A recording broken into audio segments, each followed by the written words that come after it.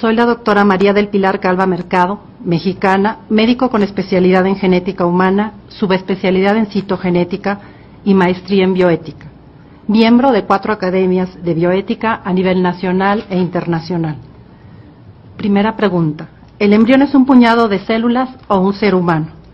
Los seres humanos tenemos nuestro material de herencia en el DNA, el genoma humano, organizado en 46 cromosomas en cada una de las células somáticas. Solo los gametos tienen solo 23. El primer evento en la formación de un individuo humano es la fusión del óvulo y el espermatozoide. Esto se conoce como concepción, fecundación o fertilización. Bioquímicamente, este proceso es complejo. Solamente un espermatozoide atravesará la membrana citoplasmática del óvulo. La singamia, que es la unión del pronúcleo masculino y femenino. En ese momento, 2 sistemas, el óvulo y el espermatozoide, dejan de funcionar en forma individual y constituyen un nuevo sistema, un nuevo genoma que comienza a operar como una unidad llamada cigoto o embrión unicelular. Una vez ocurrida la concepción, se observa un proceso vital que no se detendrá hasta la muerte del individuo. Evidencias genéticas del estatuto humano del embrión. Son 3. La primera, la individualidad genética del cigoto. Desde el momento mismo de la fecundación, inicia la existencia de una nueva vida, específicamente humana, dotada de un código genético único e irrepetible, no idéntico ni al del padre ni al de la madre. El proyecto Genoma Humano, quizás uno de los avances más recientes, ha demostrado que un ser humano es distinto a otro en menos del 1% de sus genes. Esto es lo que lo hace individual. Y esta realidad se observa desde que fuimos cigotos.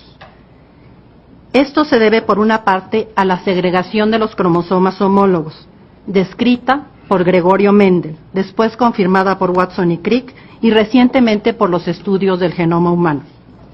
Consiste justamente en que ese par de cromosomas, uno paterno y uno materno, se distribuyan de forma azarosa en alguna de las 2 nuevas células.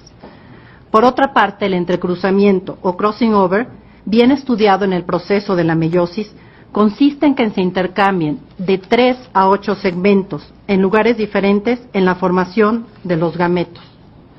Así, tanto la segregación como el entrecruzamiento, claramente estudiados por la genética, hacen evidente que el resultado de la concepción es un genoma humano completo, pero este genoma es además individual, es decir, esta combinación no ha existido, por lo tanto es un individuo humano sin lugar a duda para la ciencia.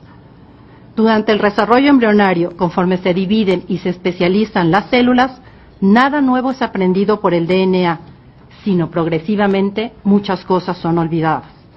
La información está escrita desde la primera célula y no será progresivamente escrita en otras. Esto no es una teoría, ni una suposición, sino la información que la genética ha constatado sin lugar a duda. Algunos científicos, tristemente, no presentan la realidad completa y solo dicen que en el momento de la concepción se completa el genoma humano, lo cual los lleva erróneamente a deducir que el cigoto es igual a cualquier célula del cuerpo. Han olvidado hablar de la individualidad, es decir, de la constatación de que el cigoto tiene una genética diferente a la de cualquier ser humano que haya existido, incluso a la de sus padres. Segunda evidencia, la continuidad de su desarrollo.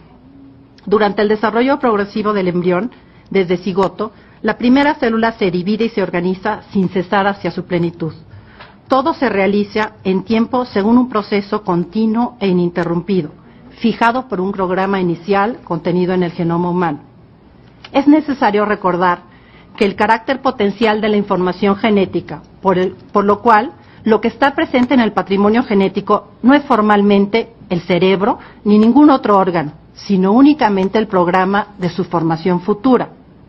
Sin embargo, aunque no sea una presencia formal, tampoco se trata de una posibilidad abstracta e indeterminada, sino real, materialmente presente en la estructura química del ADN, además con sus características específicas e individuales. La ciencia nos conduce a afirmar que si ello no fuese humano, desde el inicio de su vida individual en la concepción, no se volvería jamás. Para quienes quieren redefinir el inicio del embarazo, como es el caso de esta ley, a partir de la implantación, habría que solicitarles, con todo rigor científico, que determinaran a qué especie pertenece el organismo en sus primeros días, pues sin duda es un ser vivo para la biología.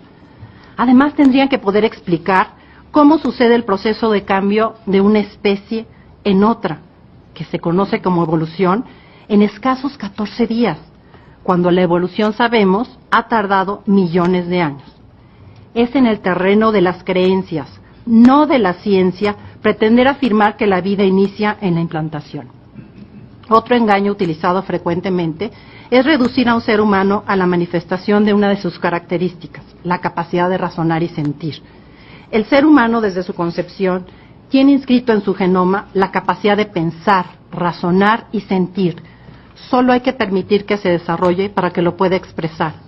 Pero si nace sin esta capacidad, como las personas con discapacidad mental, o la pierde, no afirmaríamos que no es un ser humano. Por ejemplo, un perro antes del nacimiento, si tiene un problema en sus cuerdas vocales y no ladra, no podríamos afirmar que puesto no ladra no es perro. Más bien, si ladra, puedo afirmar que es perro. Pero si no lo hace simplemente porque está dormido, no puedo decir que no lo sea. Es al revés, puesto que él es perro, podrá ladrar. Tercera, la autonomía de la vida prenatal. El embrión, y solamente él, es quien con un mensaje químico estimula el funcionamiento del cuerpo lúteo del ovario y suspende el ciclo menstrual de la madre. Esto sucede en un minúsculo embrión que al 6º o 7º día de vida, es decir, después de su concepción, mide 1.5 milímetros de largo y ya está en condiciones de decidir su propio destino. El proceso de formación del embrión es autónomo, no obstante la íntima relación que se instaura con el cuerpo de la madre. En el periodo que precede la implantación, cuando el embrión parece más precario y débil, su autonomía es paradójicamente mayor, como lo demuestran las técnicas de fecundación in vitro. Decir que una mujer tiene derecho sobre su cuerpo es una inexactitud y una irrealidad científica, pues un embrión desde el momento de la concepción no es parte del cuerpo de la madre. Las células de la madre y del embrión son diferentes en su genética y en su inmunología. El principio de la duda. A pesar de las evidencias científicas, todavía existen científicos que dicen que hasta las 12 semanas es una masa de células. Entonces nos encontraríamos ante dos posibilidades. Ante la duda, tratar a una masa de células como un ser humano o a un ser humano como una masa de células. Por supuesto, tendría que ser lo primero. Otra cuestión que me preocupa es poner a su consideración la redefinición del embarazo, que ya se ha contemplado en diversas leyes, como ha sido mencionado. En medicina se considera que la vida inicia en el momento de la concepción y en ese momento se habla de un embarazo presuntivo. La redefinición del embarazo, peligrosamente, abre la puerta a nuevas amenazas, la manipulación y la utilización de los embriones sobrantes, la clonación, la obtención de células madre embrionarias e incluso la venta de embriones humanos, ya que todos estos procesos se dan antes de la implantación. Entonces, el embrión es cosificado. La ciencia debe servir al ser humano. Los médicos como profesionistas estamos para defender la vida y la salud y evitar las enfermedades, tratar siempre de curar a los enfermos y cuando no lo podemos hacer, debemos aliviarlos y consolarlos. Señores y señoras ministras, mi conclusión sería: el inicio preciso de todo ser humano es cuando la información genética necesaria y suficiente se reúne dentro de una célula, el óvulo fertilizado, y este momento es la concepción.